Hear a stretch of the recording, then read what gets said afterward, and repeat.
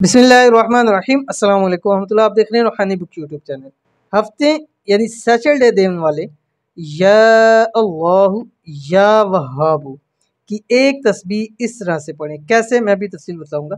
फरिश्ते गैब से आपके लिए रिज़्क दौलत का बंदोबस्त करेंगे। बहुत सारे लोग कहते हैं मुझसे कोई ऐसा अमल बताएं कि गैबी तौर के ऊपर हमारे रिज़्क रोज़ी का बंदोबस्त हो जाए, तो ये है वो वजीफ़ा। लेकिन आपने ये ख़ास दिन यानी हफ्ते सैटरडे के दिन आपने ये अमल करना है।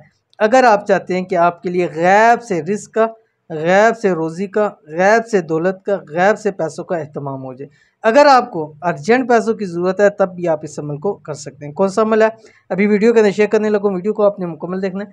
चैनल के ऊपर नए हैं, चैनल को सब्सक्राइब करके बेल आइकन के बटन को दबा लें ताकि आने वाली तमाम लेटेस्ट वीडियोस आपको बर वक्त मिल सकें। ये अल्लाह पाक के दो नाम बहुत ही ताकतवर हैं।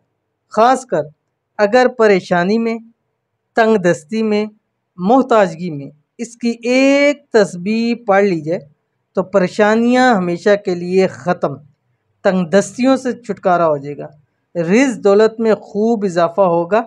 बस रोज़ाना हर हफ्ते वाले दिन यानी सैटरडे दिन वाले ये अल्लाह ताला के दो नाम आपने इस तरह से पढ़ लेने हैं। दो चीज़ें ख़ास है, मखसूस है।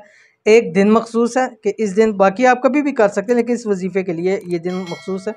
दूसरा, इसका टाइम मखसूस है, वो टाइम भी आपको बतलाने लगो। अल्लाह ताला के दो नाम जैसे कि आपको मालूम है, मैंने शुरू में बता दिए, या अल्लाहु या वहाबू। अब आपने करना ये है, सैटरडे हफ्ते वाले दिन आपने दिन दोपहर 12 बजे से लेके 2 बजे के दरमियान, 12 से लेके 2 बजे के दरमियान आपने दोपहर में इसकी एक तस्बीह सिर्फ पढ़नी है। अव्वल आखिर एक तस्बीह दुरूद शरीफ के साथ, कोई सा भी दुरूद शरीफ पढ़ सकते हैं।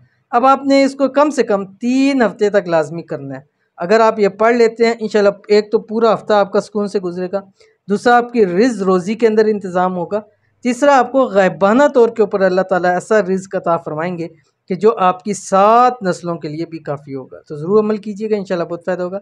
मिलते हैं नेक्स्ट वीडियो के अंदर, तब तक के लिए अल्लाह हाफ़िज़।